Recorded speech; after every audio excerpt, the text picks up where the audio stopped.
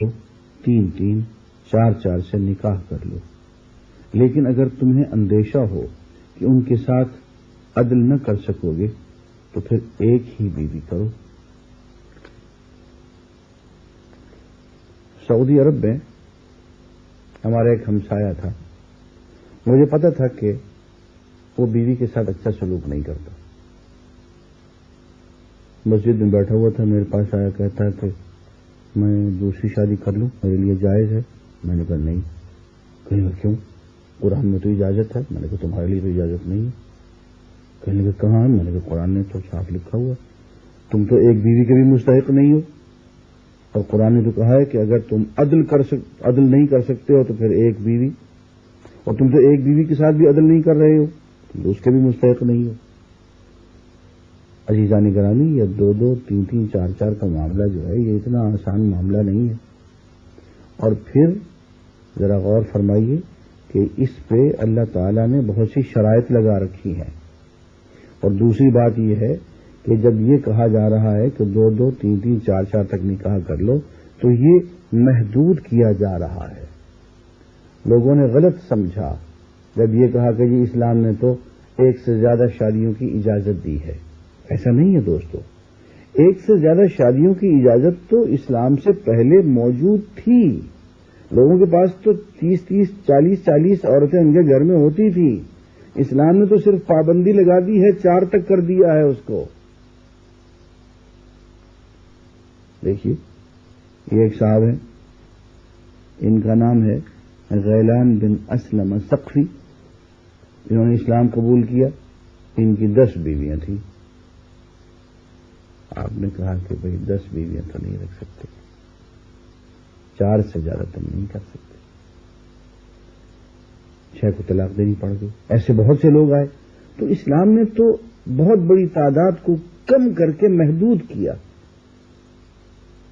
لوگ تو 40 50 تو ایک تماشا بنایا ہوا تھا انہوں نے، عورت کو کم کر کے 4 تک کیا، اور وہ بھی اس کے لیے بھی شرائط لگائی ہیں ایسی شرائط جو کہ 99% لوگ پوری نہیں کر پاتے، اس لیے ان کے لیے ایک سے زیادہ کی گنجائش نہیں بنتی ہے عام طور پر۔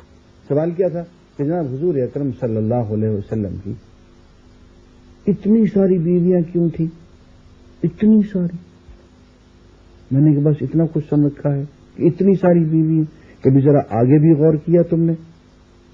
کہنے لگے جی وہ کیا؟ میں نے کہا کچھ واقعات کہ اتنی ساری بیویاں اور اتنی ساری شادیاں کیوں ہوئی، کن حالات میں ہوئی، ان کا کیا فائدہ ہوا؟ کہنے لگے اتنا تو نہیں سوچا۔ میں نے کہا یہ بھی تو میں کبھی سوچا کہ حضور کی پہلی شادی کس عمر میں ہوئی اور کب تک ان سے نبھایا، یہ بھی پتہ نہیں۔ عزیزان گرامی، حضور نے 25 برس کی عمر میں سیدہ خدیجہ سے شادی کی جب ان کی عمر 40 برس تھی، اور حضور نے ان کے ساتھ اس وقت تک نبھا کیا جب تک وہ زندہ رہی۔ 65 برس کی عمر میں سیدہ خدیجہ اور 50 برس کی عمر میں حضور اکرم صلی اللہ علیہ وسلم، اور آپ نے ان کے ساتھ نبھایا ہے، دوسری شادی نہیں کی ہے۔ ان کی وفات کے بعد آپ نے سیدہ سودا سے شادی کی ہے، جو عمر میں آپ سے تقریباً 5 سال بڑی تھی، 55 سال کی تھی۔ 4 سال ان کے ساتھ بھی اکیلے نبھایا ہے، 54 سال ہو گئے۔ 54 سال میں پہلی بیوی عمر میں 15 برس بڑی، دوسری بیوی عمر میں 5 برس بڑی۔ 54 سال اس کے بعد صرف ایک خاتون ہے جو کنواری ہے جن سے آپ نے شادی کی، سیدہ عائشہ ہے، اور بس بقیہ سب معمر ہیں۔ اور فوائد پہ ذرا غور کیجئے، دیکھیے حضور کی شادی ابو سفیان کی بیٹی رملہ سے ہوئی۔ ابو سفیان رضی اللہ تعالیٰ عنہ وہ ہیں جو کہ مسلسل حملہ کرتے رہے ہیں، جنگ احد میں وہی سپہ سالار تھے، جنگ احزاب میں مسلمانوں کے خلاف وہی سپہ سالار تھے، ناک میں دم کیا ہوا تھا مسلمانوں کا، اہل مدینہ کا۔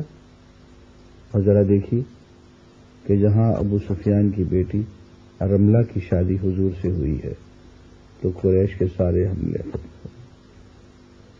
ادھر دیکھیے جناب، یہود نے بہت تنگ کیا ہوا تھا، بنو قینقاع، بنو نذیر، بنو قریظہ، تمام قبیلوں نے مسلمانوں کے خلاف سازشوں پہ سازش کی. خیبر میں بھی جا کے بھی یہ لوگ باز نہیں آئے تو بنو قریظہ کے سردار کی بیٹی حضرت صفیہ رضی اللہ تعالی عنہا سے حضور کی شادی ہو گئی. اور جب سے یہ شادی ہوئی ہے پھر یہودیوں نے نہ کوئی سازش کی ہے نہ حملہ کیا ہے. اور آگے بڑھیے. حضور نے 70 حفاظ اور قراء، مبلغین، علماء نجد میں بھیجے اور نجد کے لوگوں نے 70 کے 70 کو شہید کر دیا. پھر کیا ہوا؟ کچھ عرصے بعد آپ نے نجد کے سردار کی بہن میمونہ سے شادی کر لی. اور سیدہ میمونہ رضی اللہ تعالی سے جب شادی ہوئی اس کے بعد نجد کی طرف سے کوئی مخالفت، کوئی جفا، کوئی اس قسم کا واقعہ نہیں ہوا. تو یہ باتیں ہمارے جاننے کی ہیں. اب ذرا غور سے دیکھیے گا. میں یہاں یہ عرض کر دوں کہ یہ موقع نہیں ہے بیان کرنے کا. میں نے شادیوں کی تمام شادیوں کی تفصیلات بیان کی ہے اپنی کتاب خطبات حرم میں. جو صاحب غور سے دیکھنا چاہیں وہاں پڑھ لیں. وآخر دعوانا الحمدللہ رب العالمین.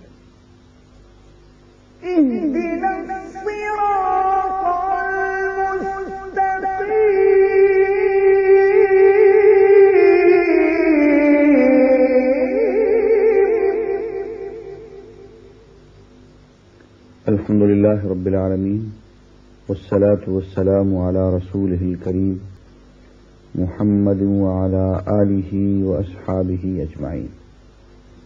ہم سورہ النساء کی ابتدا کر چکے ہیں. سورہ النساء میں ایک اہم موضوع وہ باطل اموال سے متعلق ہے. میں ترجمہ پڑھتا ہوں. اے لوگوں جو